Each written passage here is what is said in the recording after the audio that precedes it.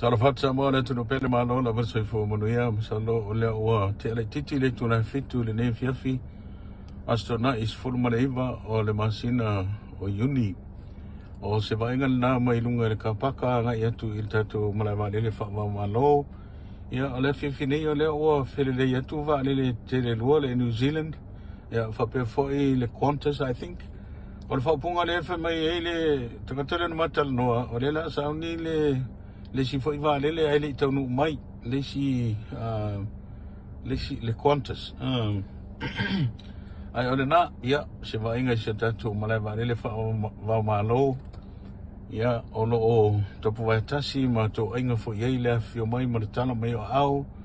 la to ile ia ma le la to ile tai ia ma le sa tau mai nga tai ma le fu le fo mai o po ia o se tatu o tunu pa ia faltara lei mai tu le manu fa le nei langi ele ngata ia o ta se tu lo le ngana ile nga wenga maltala lei ia fa pe fo ile malu sa wo o sa moa o fa pe na no pia i mai tau marele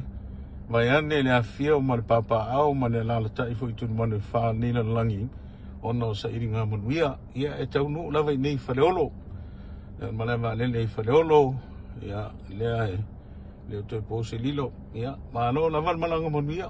sauni ni si malanga ya pe no si la te faisi o mau tu ya na to na le sauni e malanga se atu ya le tu le fa se fo ya na nga mai fa fo la to lo o to no mai se ta tu no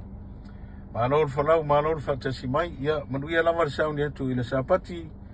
ya ai o se o tonga na fo yo le foi le poti popo alof te latu re fa ka yaku ya le to fa ya ainga pine pa noa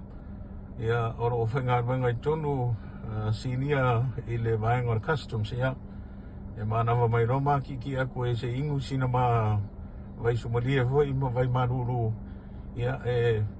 fa mai ai foi ni so ma fanfana mal mana ya tono se ta tu Arofa te le atu, ia munia lava singa o tutoia nei weekend, fa pe foi sauni atu le sapati po ia re tua i so se tafa le nei langi. Arofa te le atu sa moa le atu no pele, la wale sua mo sa moa la fa so i fuina, se fo lava.